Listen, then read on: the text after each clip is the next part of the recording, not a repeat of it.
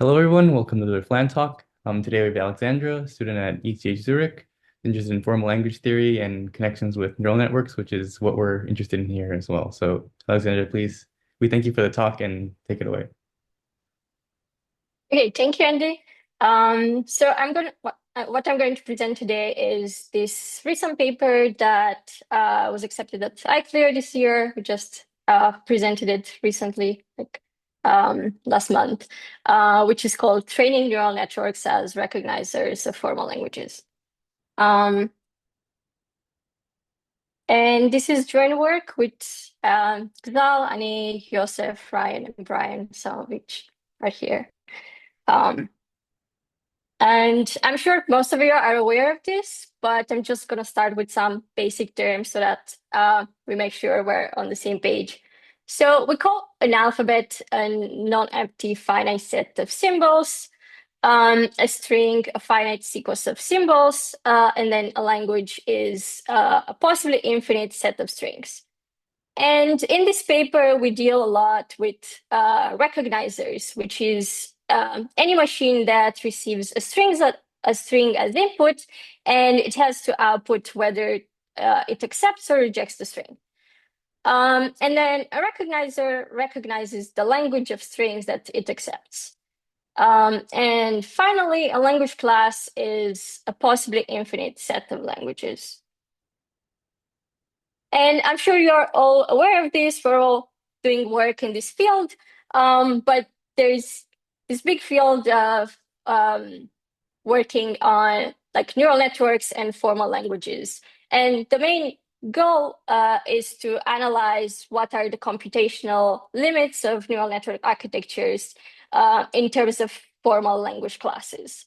And on the one hand, there are theoretical results that try to prove, for instance, that the formal language is in the space of functions that a neural network architecture can represent. And this works usually use simplifying assumptions, for instance, like the hard attention for the transformers, or no layer normalization, or different types of positional encodings. And on the other hand, there is empirical work that just generates some data from some language of interest and trains a neural network on it. And this is done using unsimplified assumptions. And one of the questions that this tries to answer is a solution practically reachable through gradient descent? Um, this is just as an introduction, but this whole idea for the paper started from this DeepMind paper that was accepted at iClear like a couple of years ago. That's called Neural Networks and the Chomsky Hierarchy. And what they do in this paper, they try to place different types of neural network architectures on the Chomsky hierarchy. But what they do is not exactly language recognition. So the models that they trained are language models, actually. So what this does is learns a string to string function. And because of this, there is a disconnect between the experiments and the theory, because string to string functions are not languages. And the claims that they make about the learnability of formal languages, so the claims are about the formal language classes. So then there is this mismatch between the way they test empirically um, their claims and the theory.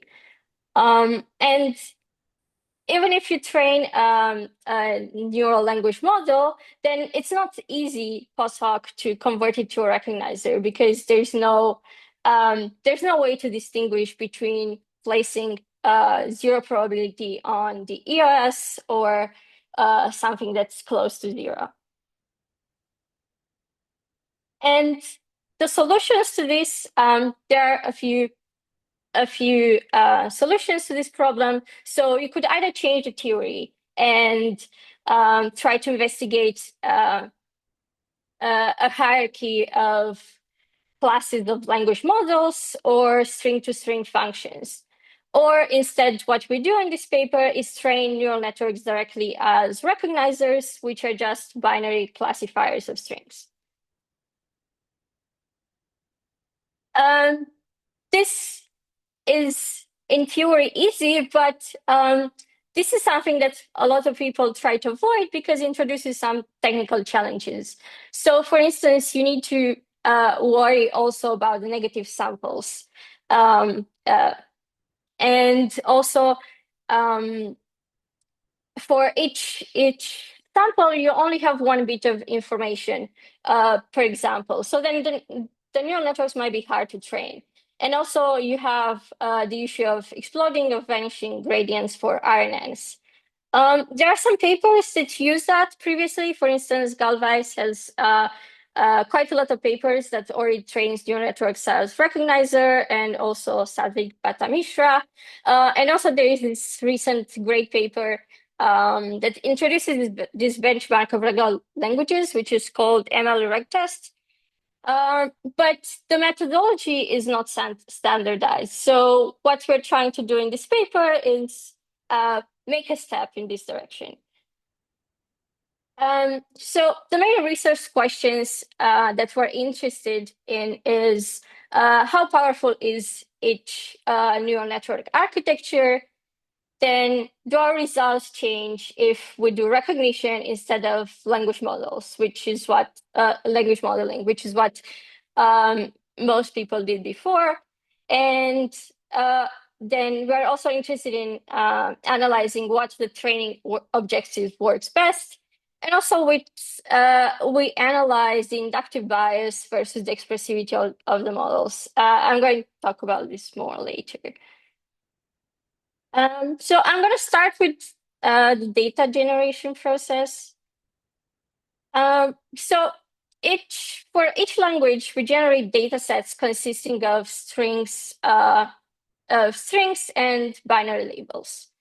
And then we have a generic method that we just need two algorithms. One for sampling a positive example in a length range of interest. And then we need the second algorithm for membership testing. That just tells us if a string is in the language or not. And for each language, we try to sample 50% positive and 50% negative examples. So importantly, this is not specific to any language class, but we have some fast, for instance, for regular languages, we have some efficient algorithms. And as I mentioned, we need to take care of negative samples when we deal with recognition. So what we do is the following. We pick a length and uniformly at random from the length range of interest, and then we propose random strings and test whether they are in the language, and reject positives. And with 50% chance, we generate a random string of symbols of length n using the alphabet of interest. But this tends to be too easy. So the models can recognize easily if these kind of strings are in the language. So then to make this harder, we also, with 50% chance, we generate a positive example of length n by applying k random edits. And this introduces adversarial examples that are just a bit different from the positive ones.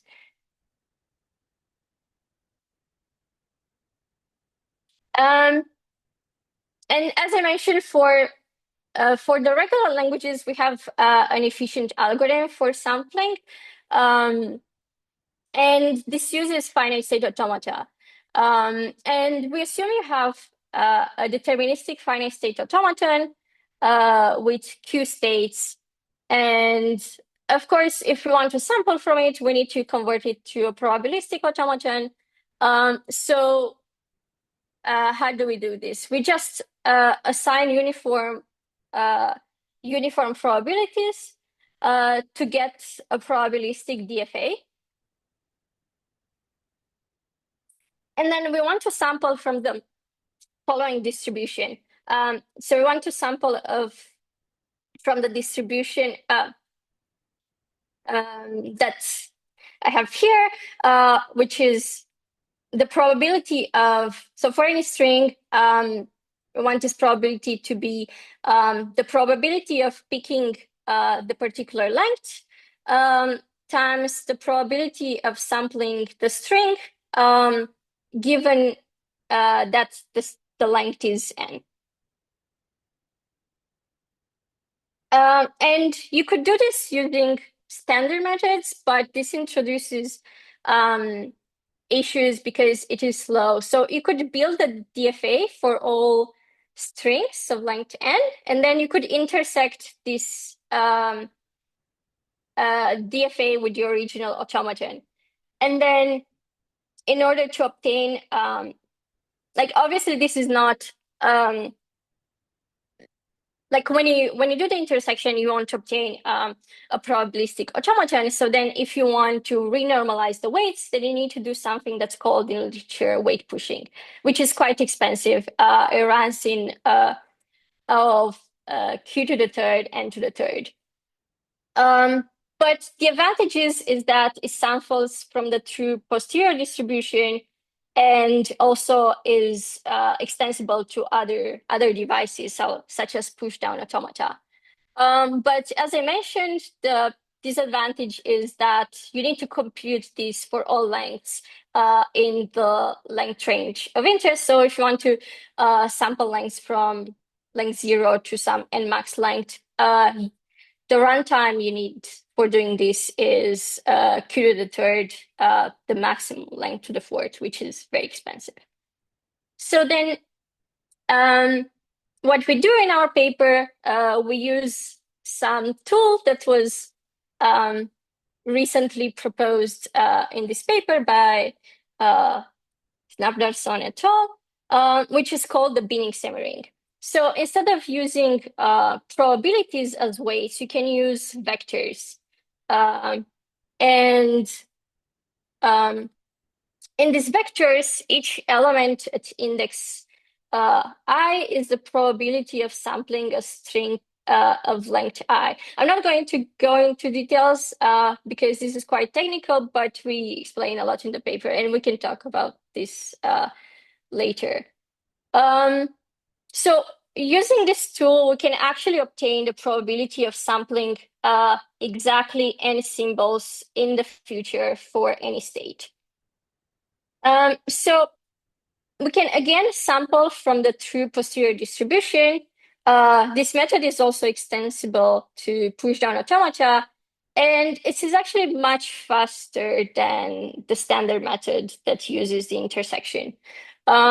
So computing this for all lengths takes only q to the third, the maximum length squared, which is an improvement by the maximum length squared.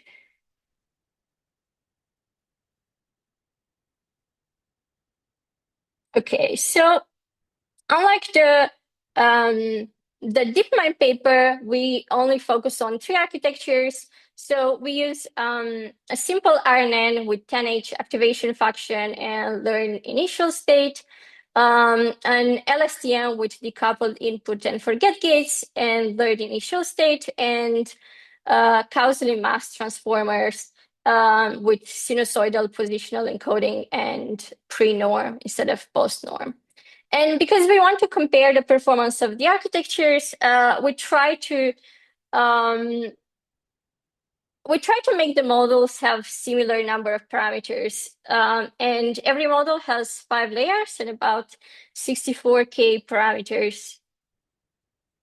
So for the recognition, the loss is actually very simple. We just apply the binary cross entropy loss to the final hidden state, and similarly for transformers.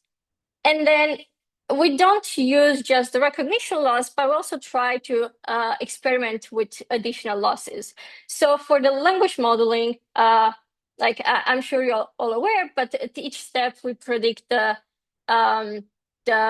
the symbol with the highest probability. And also we also use next symbol prediction, which is something that a lot of past work uses. So at each step, this predicts the set of all valid symbols. And we experiment as follows. So we always include the recognition loss, and we test all combinations of these losses. So we also have the recognition loss, and then we add a language modeling loss and next symbols loss, and we test all possible combinations. And in some of the experiments, we try to see which one is the best.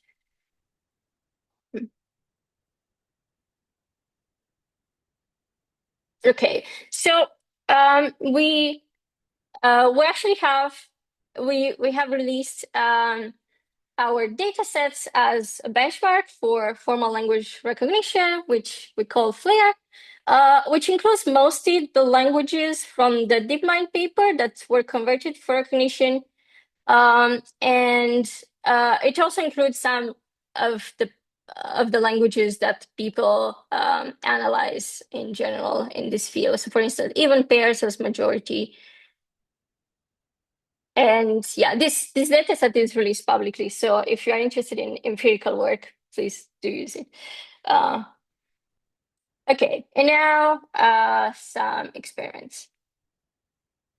So for each language, we generate a training data that contains 10,000 examples with lengths in the range 0 to 40.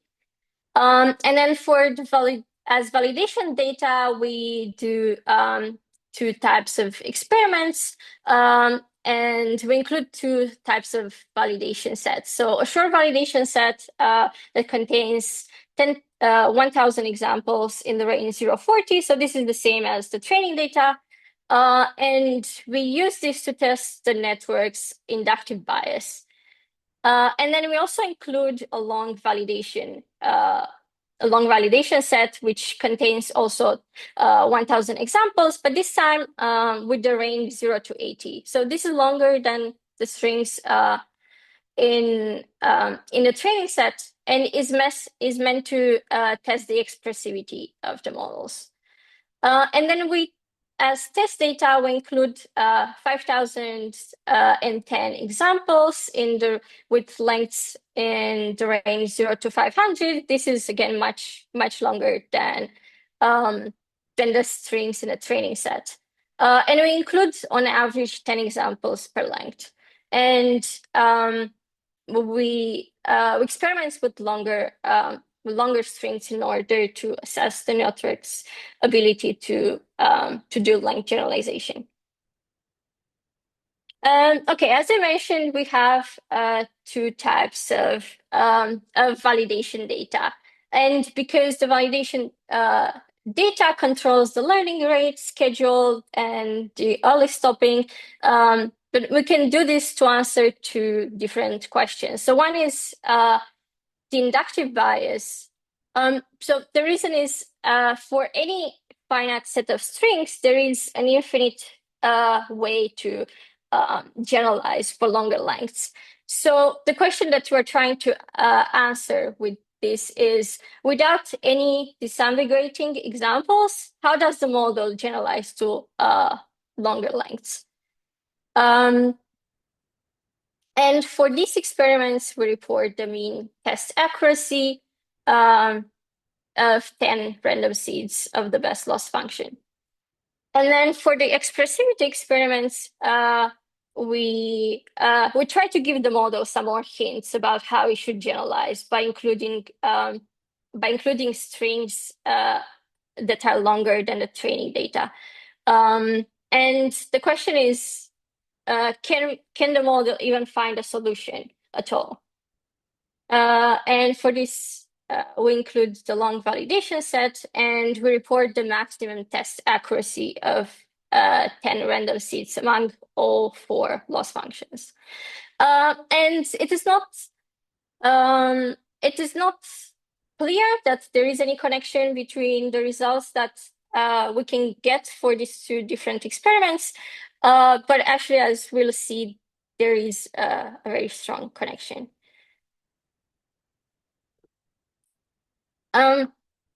This is a summary of our experimental results. As you can see, all models are pre-limited. A field dot means that the model achieves perfect accuracy on the test set. So all models are limited to the regular languages, as it is expected. And then for the LSTM, LSTMs can learn also the language majority. Um, These are the results, like the actually numerical results, but as a summary, if you look closely, you can see that RNNs and LSTMs outperform the transformer, which from the theoretical work, this is not surprising. And the RNN is actually surprisingly good.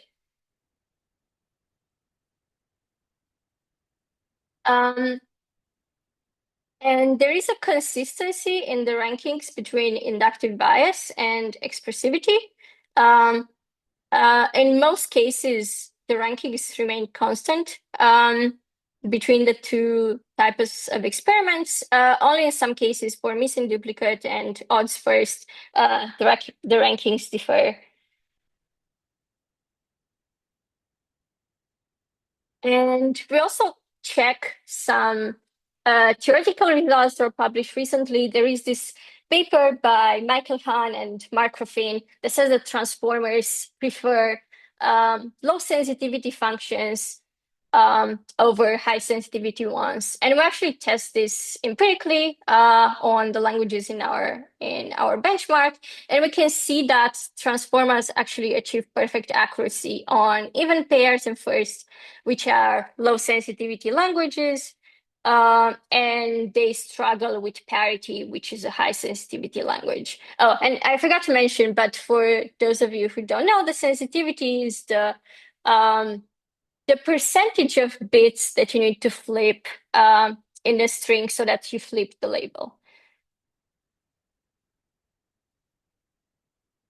And we know this already from theoretical work that LSTM can use its memory cell as a set of counters. And in our experiments, we can see that LSTMs can learn perfectly the language majority, but for bucket sort, for which it's in theory should be able to learn, it actually does quite poorly. For some of the languages, we observe some accuracy ceilings. For instance, for cycle navigation, binary addition, binary multiplication, and compute square root. And we also looked into why this happens. So these are a few strings from the language cycle navigation together with the labels. So it includes a set of movements on a cycle of 5, and the last bit is the final position on this cycle.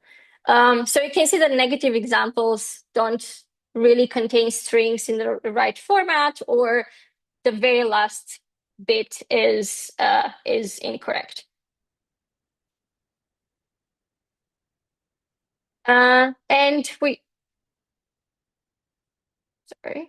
And we noticed that the only strings that the model struggle with are those that have the correct format, but the final bit is wrong.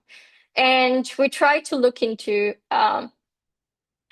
we try to see if we can do anything that can make the models learn this language, but it seems like this doesn't happen. So we try increasing the model size and the size of training data, or the number of adversarial negative examples, and none of this helped. And this is interesting because in the DeepMind paper, they actually show that all these architectures can learn the language perfectly. So as a summary of our results versus The DeepMind paper, the transformer struggles on parity. Then their RNN and LSTM solved cycle navigation, but ours did not. And we obtained different model rankings on many of the languages. So for mark reversal, odds first, binary addition, binary multiplication, compute square root, and bucket sort. And our RNN performs much better than theirs. This might be because we use slightly different architectures. Um, we looked at the performance versus edit distance, and we noticed that actually the strings that models struggle with are those that have very low edit distance, which means that the strings are only just a bit different than the negative ones are just a bit different from the positive ones. And also we looked at the performance versus length because in the DeepMind paper, they showed that at least for the transformer, the the performance decreases very rapidly as the length increases. But in our case, in our experiments, we did not observe that for only a couple of languages. For repeat 01 and DAG 23, we observed some decrease in performance for the transformer. But for most languages, the performance seems to stay pretty flat. So this is a different result. We also looked into which loss function is the best in terms of accuracy. And you can see that what you can see in this paper is which, in this table is which loss function is the best. So we have the recognition, then the recognition maybe with next symbols or with language modeling. And the results are pretty mixed. In general, the loss function that is best is just the recognition alone. And for the others, we couldn't observe any pattern. So to summarize, we observed that transformers, simple RNNs, and LSTMs rank all very low in the Chomsky hierarchy, which is perhaps not surprising by now because there are a lot of papers that show this either empirically or theoretically. But we show this with the right experimental setup by training the neural networks as recognizers. We also observed that simple RNNs and LSTMs outperform the transformer, and simple RNNs perform surprisingly well. And using a simple recognition loss, which is just binary classification, is usually very effective, and auxiliary loss functions only help in isolated cases, but usually there's no reason to use an auxiliary term. We observed a consistency between the rankings of the models for inductive bias and expressivity, and we also observed different results from the DeepMind paper. For instance, that nothing is able to solve cycle navigation. Okay, I guess that was all from my side. Thank you for listening. And if you have questions, I'm happy to discuss.